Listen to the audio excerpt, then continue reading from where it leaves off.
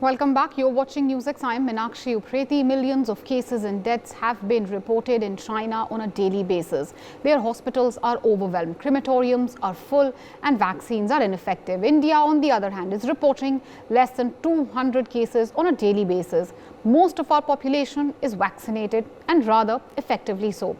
Moreover, we are already gearing up and preparing for the worst, taking stock of the situation, conducting mock drills and discussing further booster doses. In this broadcast, we will discuss the two stark examples of handling this crisis. While a democracy like India has time and again been exemplary in COVID management, while heads have rolled and accountabilities have been fixed when there have been lapses and lacunas, China, on the other hand, is the genesis of this catastrophe. It has continued to lie through the crisis and is to blame not just for the loss of lives of its own people, but also the global health crisis and scare it has caused. Let's open it up for a discussion. Ambassador Veena Sikri, former diplomat with us, Dr. Sanjeev Bagai, Chairman, Nephron Clinic with us, Prasoon Sharma, Foreign Affairs expert with us. Also joining us is Dr. Arjun Khanna, Senior Pulmonologist.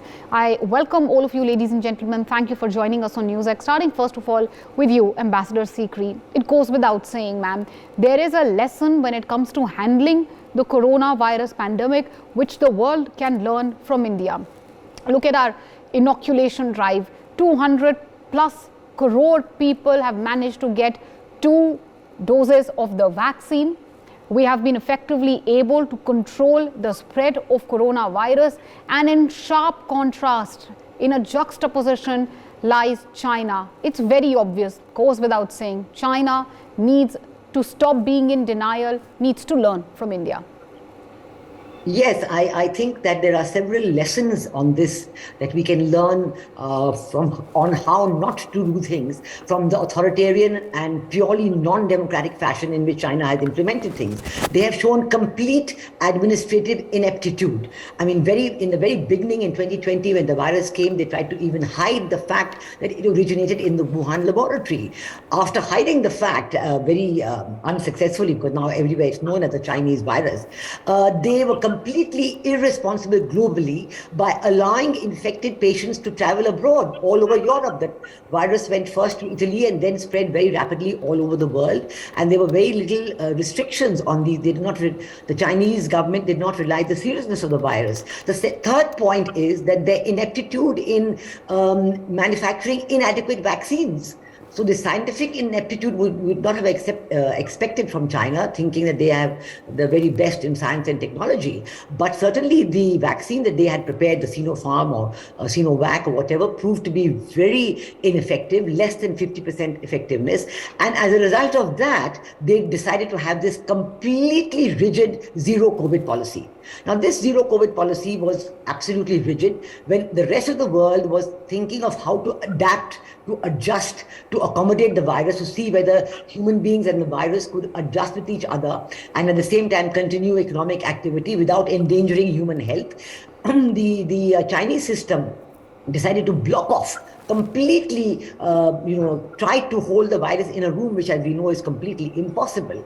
So their long lockdowns affected the economy, it also affected personal freedoms. And in the end, very recently, a few months ago, you had these huge demonstrations, huge protests, unimaginable in an authoritarian system like China. But when it happened, and with the pressure of the people, it was like another gate being opened without any care or concern, which was that you stop the zero COVID and swing the other extreme to have completely no control at all. Now that has proved to be an even bigger disaster, because from complete, keeping people away from any exposure to the virus, so there was very little individual immunity that had built up. From that extreme to come to an extreme where you have full exposure without any precautions, it has led to a complete pandemic too in China, and an enormous millions virus a day. I think all these ineptitudes of Chinese authoritarian system have been vastly exposed, and I think we in India can be proud of the way that we have managed, both with the vaccine results, the efficacy of the vaccine, whether it is Covishield or Covaxin or the others, the management of the vaccination program, huge. The very CoVIN app that has been set up, which has been remarkably appreciated all over the world, for its the magnitude of the operation and the success of the operation, and the management of the crisis at every stage, watching. Taking care in advance. Even today, as we see what is unfurling in China, our government has taken the highest care to convene meetings to see how we can prevent from another phase of epidemic in India by talking about management right from the airports down to more booster doses, down to advising the people to be careful, to wear masks when they go to crowded places and so on. So I think the contrast between the two countries could not be more stark, could not be more emphasized than this. A democratic system allows itself to learn from its mistakes and move ahead. An authoritarian system falls into the trap of its own mistakes, and anything they try to do just makes it get worse and worse and worse. And it's very obvious, this policy, as you rightly said, ma'am, of extreme lockdown, so-called zero COVID figure, which China was eyeing, all of that has boomeranged, it has recoiled. But end of the day, it isn't just this pandemic 2.0 fears which are looming only on China in isolation, isn't it, Dr. Bagai? Because it threatens the entire world. Look at us. We had almost forgotten about masks. We were going back to our normal lives. And once again, the same discussions, the same debates, even on news channels, everyone's worried. We're already talking about a fourth, vaccine or another booster dose. All of this is back in the public discourse thanks to China. Would you say that it's just ineptitude from China's part? Or was it actually also deliberate malice? Because when it comes to China, it's very obvious they are deliberately hiding numbers. They are not telling the entire COVID truth to the world. And that's one of the reasons why it's getting even more difficult to fight the pandemic. If China informs everyone in advance, we can be better prepared. But China never does it. Good evening. So I think the entire edifice of the China COVID story and its ill management, if I may add, has been built on an edifice of lies, fraud, deceit, fudging, camouflaging, and eradicating evidence. So let's go just in a chronological order so that everyone can understand where I'm coming from. The pandemic actually started in late 2019. They knew about it. There were people who were dying near the military hospital in Wuhan. They did not inform the world. It was supposed to be a SARS-like illness. And the labor from China continued to be exported to north of Italy, and north of Italy was devastated, and the entire world caught fire. The WHO only declared the pandemic in 2021 in February, and India went into a lockdown on 24th of March 2020.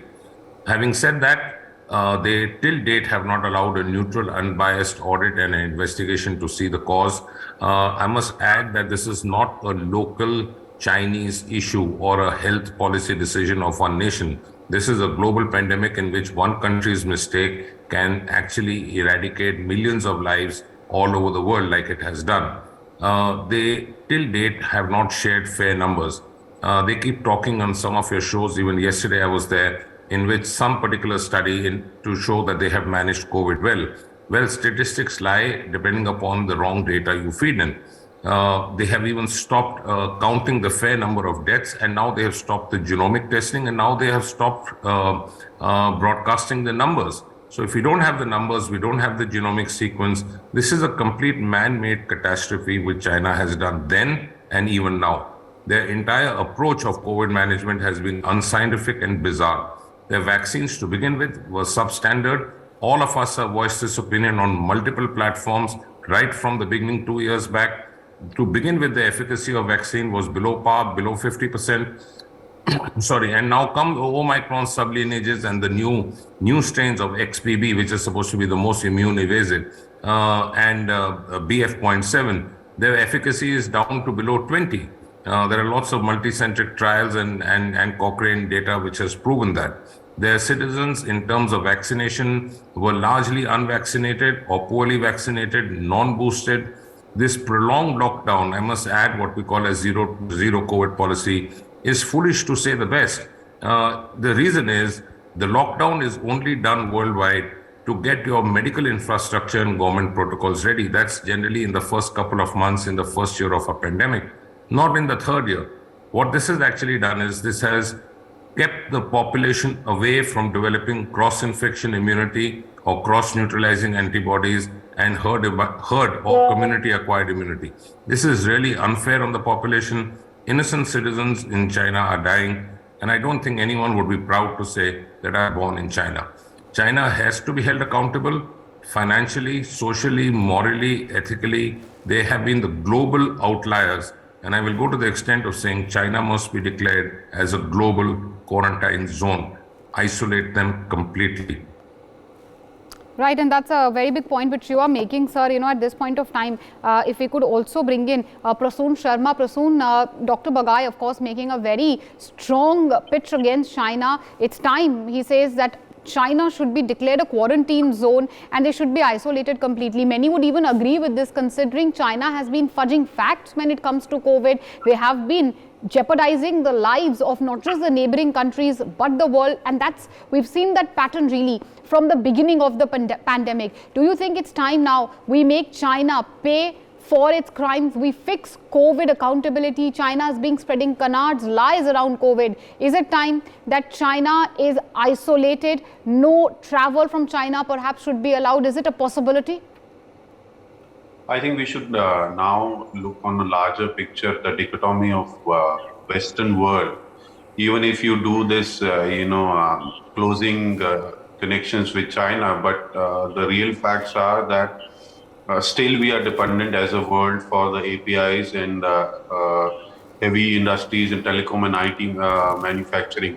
So the so-called Quad and other multilateral forums, they really have to put a substance to create an alternative, and India being the torchbearer for this, they should strengthen India. And not only this COVID wave, the other larger impact will be that the factories, the Zhejiang province near Shanghai, they are providing almost 70% of APIs. So what will happen to the world if the factories are not working there? As of now, the factories there are working with 30 to 40% capacity only.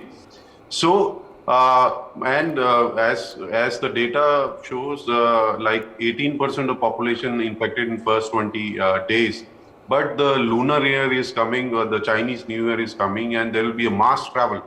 So with 50 to 60% of Chinese population got infected, what will happen to these factories where this raw material is produced? So we should be prepared with these answers and alternatives as a world. And India being G20 president, they should provide a kind of a pathway for that. So if we are prepared for this particular aspect, then we can talk about segregating or disconnecting with China. Otherwise, it's just I would say PR rhetoric from each stakeholders. We are not doing enough on the ground to make this happen on a real basis. Right. So making China accountable, of course, the need of the hour. We also have Dr. Arjun Khanna. He's a pulmonologist, sir. So there are obviously, when we speak strictly about lessons which the world can learn from India, there are lessons galore, not just about vaccine, but also when it comes to testing. India has shown the way to the world. Testing, that's paramount, the most important, which is what helps one locate the virus and helps control it. And also, there is a lesson, which one can learn from India and avoid from China, and that's very obvious that lockdowns don't work. They didn't work in India. They're obviously not working in China as well. So I absolutely agree with you. The way the Indian government has handled the pandemic right from the beginning is absolutely commendable. When you talk about other countries, even during the starting of the pandemic, getting a COVID test was so difficult anywhere else. I remember, relatives who were in US at that time, or people who were in other parts of the globe, they were actually, running around for a single COVID test. And there was so much of red tape everywhere. It was not easy to get one. Even for patients who were hospitalized, even in the developed world, people in US hospitals had to wait for 4 to 5 days to get a COVID test done. So in our country, that was streamlined fairly early. And even today, the COVID test is available it's easily available everywhere. So one can easily go ahead and do the test. So the way everything has been handled, whether it was the availability of drugs or testing or, paraphernalia, medical equipment that was being given to the hospitals, there was actually never any trouble handling the disease in our country as compared to a lot of other countries. And as already been pointed out, lockdowns worked in the beginning of an infection, when you are supposed to actually, gear up your system for anything that has to come up.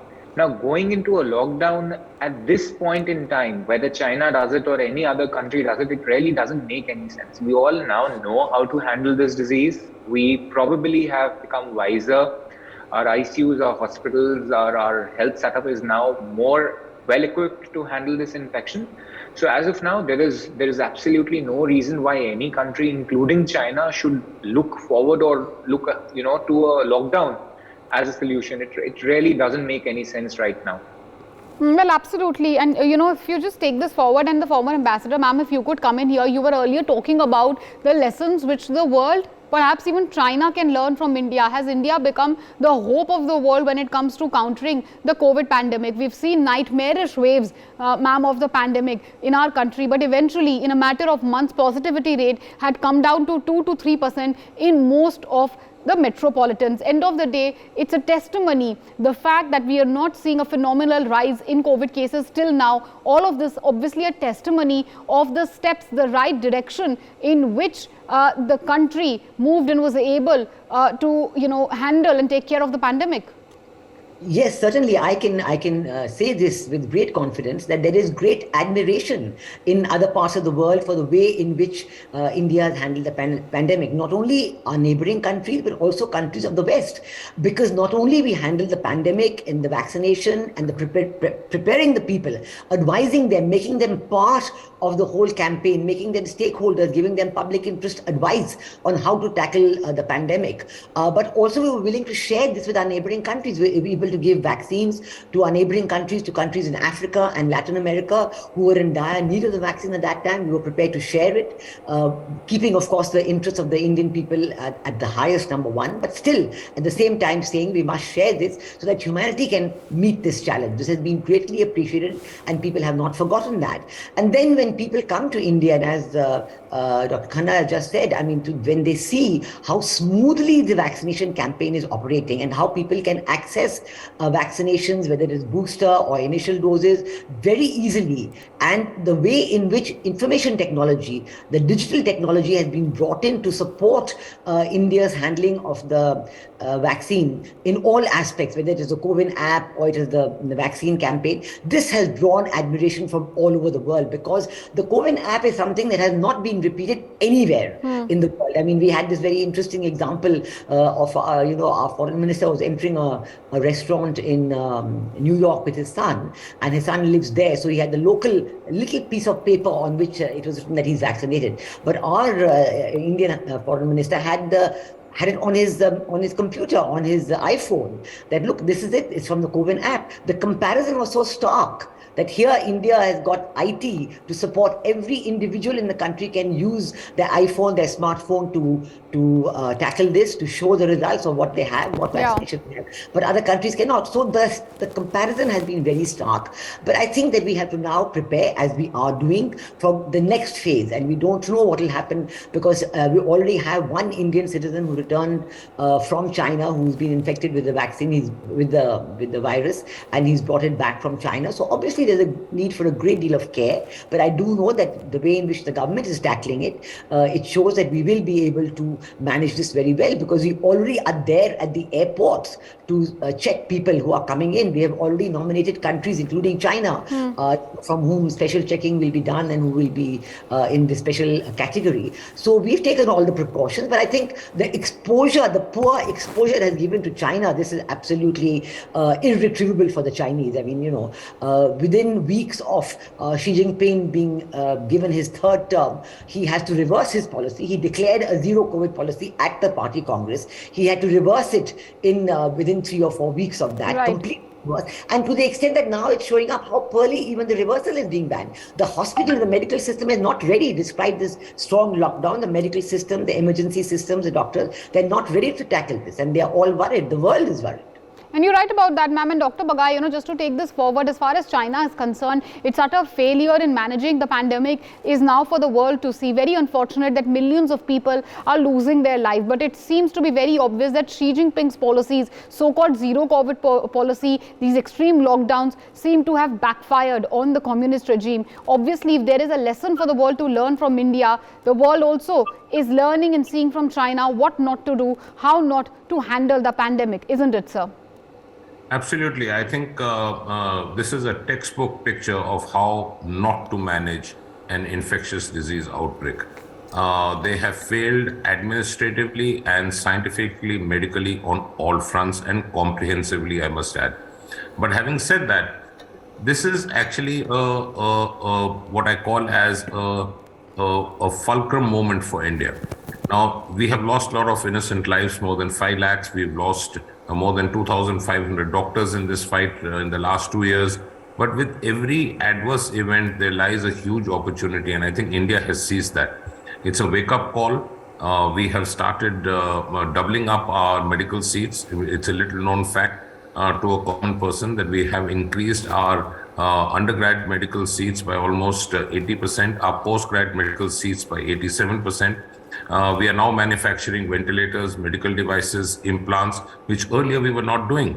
In the beginning of the pandemic, the PPE kits were not there in India. Now, every center is manufacturing this at 1/10 the global cost. The ventilators which were being imported now are being made in India. So I think the movement is hugely towards India. The digital program, not only the COVID app, but the entire digitalization, not only of healthcare, but otherwise, has been completely revolutionary. And this is again a hallmark of the IT backbone which India bears as its DNA. So I think it is going to serve well for India in the long run. This is again a wake-up call that we need to be careful. This may not be the last and the final epidemic or pandemic which we may face, but we are ready. And what you're seeing on screens on all channels for the last 3 or 4 days, the preparedness which the Indian government has taken, every box is being ticked.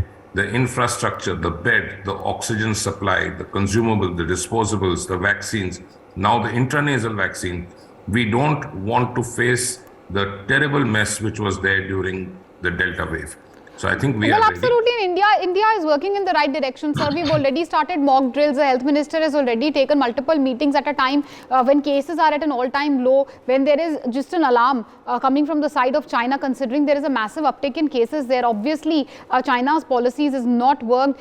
Cases are rising in China. There's no doubt about that. But Prasoonji, if you could come in here, lessons which China can learn from India. We've already spoken about manufacturing. Look at, ventilators, PPE kits, etc. How they are being manufactured in India at 1/4 the price, just as Dr. Bagai was also pointing out.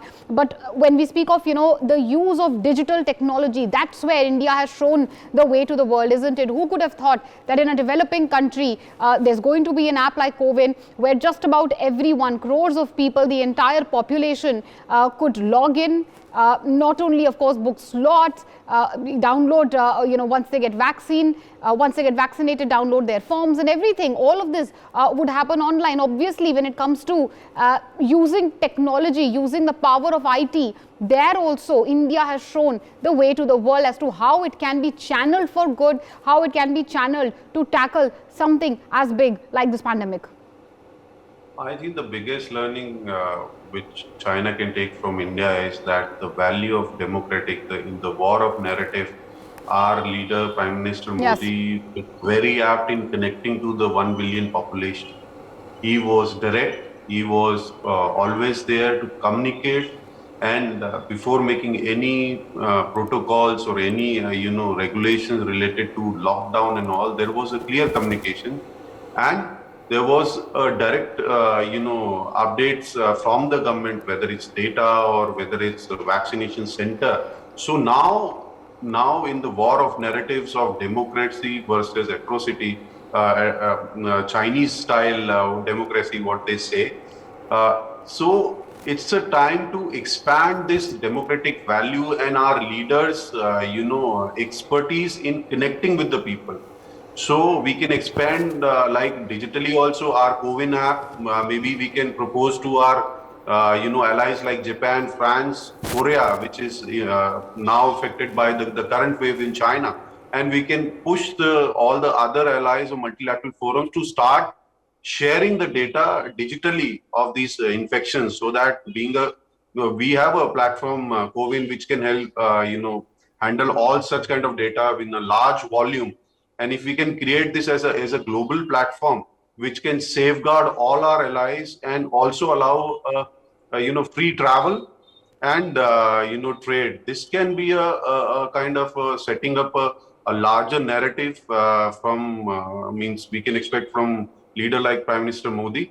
So I think these are the, larger impact strategies which China should learn, and this will definitely be difficult for them taking this from a democratic country like China, like India. And not just, Dr. Khanna, if you could come in here, it's not just a lesson, of course, for China only. It's a lesson which even the developed world, the richer nations, can also learn from India. End of the day, look at our vaccination drive. We were not only able to inoculate our entire population twice, but over and above and beyond that, India has also exported vaccines to the developing world, to more vulnerable nations, African nations as well. Clearly, there's a lesson, not just, as I said earlier, for China, but for the Western world, for the more developed world as well. Show a little more humility for this awful disease, just like Prime Minister Narendra Modi and India did. Absolutely. So I remember this incident from the first wave. I have a cousin who's a cardiologist in US at one of the leading centers in that country, and they had been given one N95 mask for each member of the staff for 1 month. So they were actually, disinfecting their masks and using them repeatedly. And this was like, in a country like US, one of the top-notch centers. And the way we were handling it in India, and, initially they were giving out these statements, they were tweeting like the overall course of COVID is going to be decided by India, because India is going to really mess it up, and with the kind of population and the healthcare systems that they have, that they're really going to, make a mess out of it, and it is all going to be driven by how badly or how well India handles it. More of it was actually propaganda. It was all in the negative, it was all negative connotation. But I think the way we handled it was exemplary. And not only countries, authoritarian countries like China, but the other developed countries also, US, UK, they can learn a lot of the way we handle them. Handling a situation in a country like Sweden or something, a place like Finland, where the population is probably less than what we would have in a district in India, is actually it's easier. It's very different. Handling a disease like COVID in a country like India is a different ball game altogether. So I think India can really be the Vishwaguru here, and can actually teach the way this pandemic should be handled everywhere. Right, India has set up a template for the world to see as to how one should handle the pandemic. Will the world follow India's lead? And more importantly, will China learn a lesson or two from our handling of the coronavirus pandemic? That's, of course, the big question. That's the hope which we all have. But we can only hope, end of the day, that better sense prevail as far as China is concerned. With that, I'd like to thank all the experts who joined us on this extremely riveting discussion. It's a wrap on this bulletin. News and updates on the other side.